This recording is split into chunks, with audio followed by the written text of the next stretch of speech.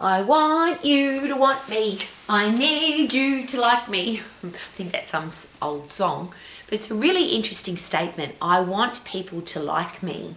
I need to be loved. I need to have people in my life who accept me and want to be friends with me. And I've got a very controversial question to ask. Could that be a really challenging situation to put yourself into? I need people in my life. And I'm going to give the reverse spin on that. Most people don't like me. In fact, more than most. And a lot of people that have come into my life really don't like me, and that's why they get out of my life really quickly, or I remove them out of my life. And I'm sharing that with you because when you have no need, no desire to have people to like you, is it possible that you live your life without trying to please other people?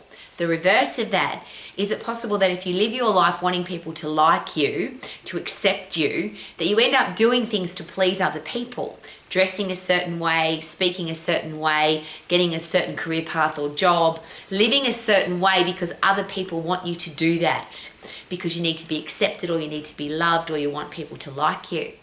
Really interesting question when it comes to social media, because that's where that word like has become very fascinating, hasn't it? How many likes do you have on your platform? How many people like you as a social media person or as a YouTuber or as a TikToker? How many likes have you got?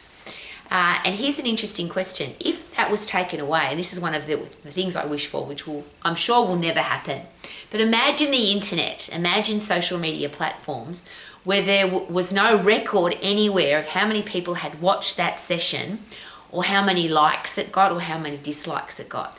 What if things were just put onto the internet and you watched them if you wanted to, and you didn't watch them if you didn't want to, but you weren't influenced by how many other people liked that particular video or that particular message or that particular story? Because, and I'll share with you very openly, I have an international business college and I'm contacted literally every day from all over the world of companies that say to me, Rowie, we can get you 1,000 likes a day. We can get you 1,500 subscribers every day. We can make sure that you get 1 million subscribers every month.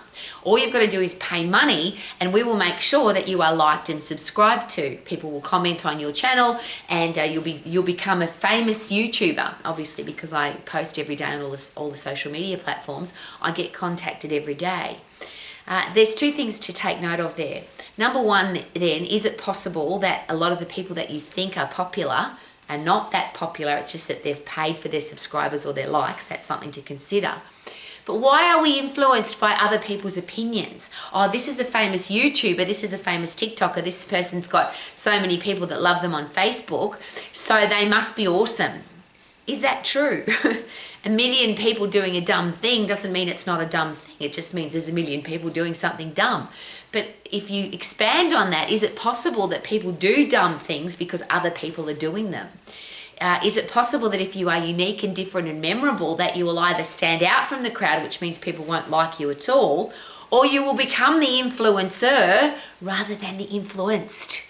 And that's one of my very interesting questions that I always ask teenagers, for example. Why do you want to follow? Why don't you want to be the person that creates the change? You are the influencer rather than the influenced. And it's interesting because unfortunately, or fortunately, depending on how you look at it, the number one career path now that teenagers want to have is to be a social media influencer. They want to be a YouTuber. Doctors and lawyers and architects and plumbers and landscape gardeners and farmers have become quite rare now for teenagers to want to do. I want to be famous on YouTube. And my answer is always famous for what? What's the message that you want to share? What is it that you want to give to the world? Not what do you need from the world? Do you need people to like you? Do you need people to accept you? And again, I deal with, unfortunately, this is a very sad story, but because I have an international fitness business college, I deal with people every day who are students at my college who are depressed, angry, anxious, annoyed because they're not getting the likes and subscribers that they want on social media. Or if they have likes and subscribers and that they wake up one morning and they don't have as many as they did yesterday, or somebody didn't like them, or somebody made a nasty comment, they can't deal with it. They get depressed, they get angry, they get annoyed. They call me sometimes in tears or with a fury. Rowie, I've got this person who's been writing horrible things about me on YouTube or saying horrible things in the comment section. Or really interesting thing to consider. Why do you care what other people think? And there's a great expression I was given a very long time ago, and again, I live my life like this. Is it possible that you are truly mature, you have grown up, you're an adult, when you stop caring what other people think? When you stop living your life in a way that other people want you to live? And I always use this is how easily we're influenced, and I often use this story. There was a time in my life when I went to live in Europe for a couple of years, and I lived in a house in Belgium. It's a very central country. And in the house that I lived in with a group of young people, there were two of us from Australia. There was a guy from America, a guy from South Africa, a guy from New Zealand, and a couple from the UK. And the couple from the UK had very strong Cockney English accents. It's very, very strong. And people would say that our Australian accent was strong, but nothing compared to these guys. And I'm sharing this because we all went home we all spoke English for a start, but when we went home from that time in Europe, all of us sounded like English Cockney people. We took on that accent because it was the most influencing characteristic of an accent, even though it's South African's a strong accent, New Zealand's a strong accent, America has a strong accent, but the strongest was this English accent, and we all ended up sounding like that. I'm sharing that with you because that's how easily we are influenced. We just have to hear something enough times and we believe it. We hear something enough times and we start doing it, we start copying it. So here's a great question to ask. Everything that you believe, everything that you think, every opinion that you have, could it be a really good idea to go back to zero-based thinking and ask yourself the question, if I didn't know this already, what would I learn about it? What would I need to know more about? Logically, does this make sense? Does it make common sense? Remember that common sense is not very common. If I analyse this statement, this opinion, this thing that I believe, is it actually true? And there's a whole heap of those in the exercise profession. There's thousands of them.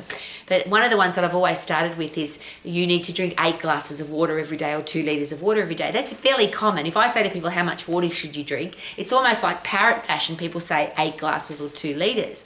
But if you analyse that carefully, what size glasses are they? Little ones, big ones, 1 litre glasses, 500 ml glasses, what are they?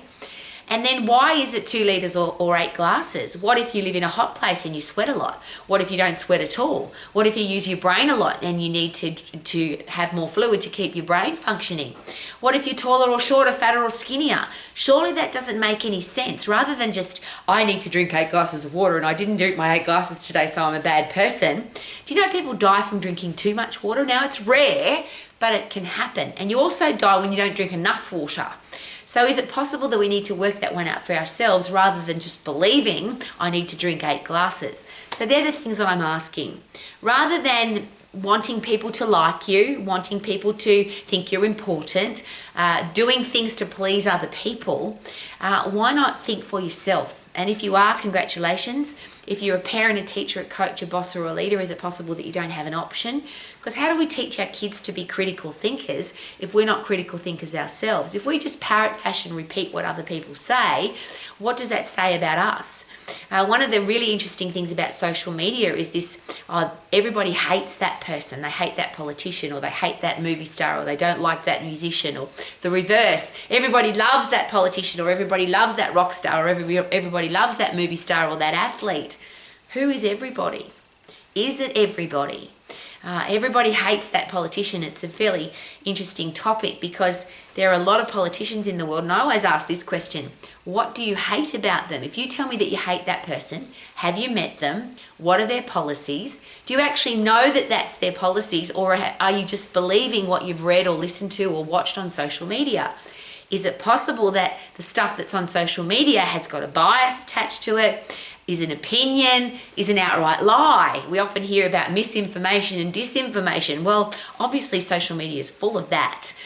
You can put any opinion you want on social media. In the last year or so, you really can. Free speech has made a comeback and you can actually say whatever it is that you think.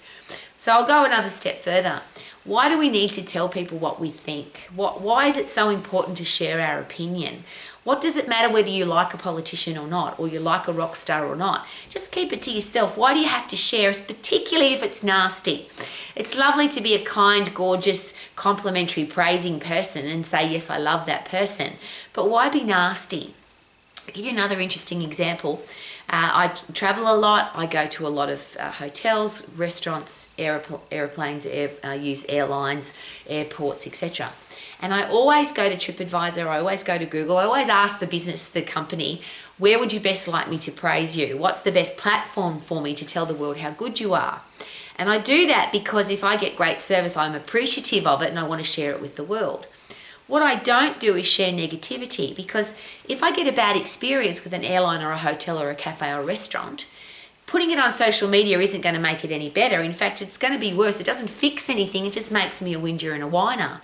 So if I've got a challenge with an airline or a cafe or a restaurant or a hotel, I go to the person that can make the change, that can make the difference, that can fix it, rather than be known as a whinger, moaner and complainer. And that's one of the things about social media that has become very interesting. People whinge, moan and complain a lot, and then everybody seems to join in. And have you noticed that if somebody says a nasty comment, there seems to be then a long reel of nasty comments? Why? Are you aiming to, is that your crowd? Do you want to fit into that crowd so that you can be known as the nasty crowd that bags other people? I don't want to be that person. How about you? So rather than care what other people think, rather than care do people like me or not, how about just be you? And when you look in your mirror, how about be proud of who you are? Do you like yourself? Do you respect yourself? Would you be friends with yourself? Do you want to spend time by yourself? Because you respect who you are. And I think they're really important questions, rather than who likes me, how many likes did I get, what if people don't like me, should I dress differently, should I speak differently, should I act differently so that people like me. And I always share this, I'm an old lady and I'm really at the point where I don't care if people don't like me, and most people don't. And this is my last fun story. This has happened many times in my life where people have said to me, Rowie, I can't be friends with you. I don't like you because it's too hard to be happy every day. You're a positive, happy person who's a solution finder, and I can't stand it. I just want to have a whinge, moan and complain, and when I'm around you, I can't. So I don't want to be friends with you. Now, some people have written that to me in an email, or they've texted to me in a message, or they've had I love it when they've got the courage to come to my face and say, Rowie, I can't be friends with you, or I don't like you because you're positive all the time.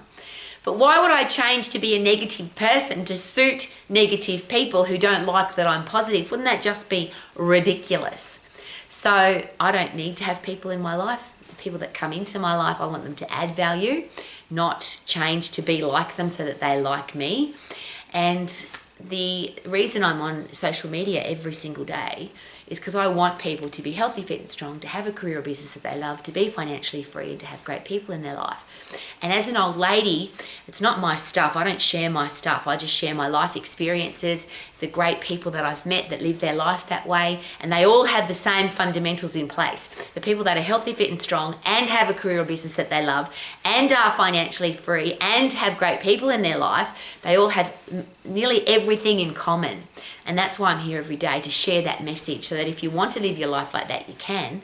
And the biggest message there of all is everybody that I know that lives their life like that, they don't care what other people think. They love being healthy, fit and strong. They love their career or business. They love that they're financially free, and they only have great people in their life. And it's interesting that when you live your life like that, you're probably going to have a lot of people that don't like you.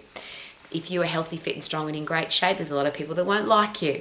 If you've got a successful career or business, there's a lot of people that are going to pull you down. If you're wealthy, there's a lot of people that are going to hate that you're wealthy.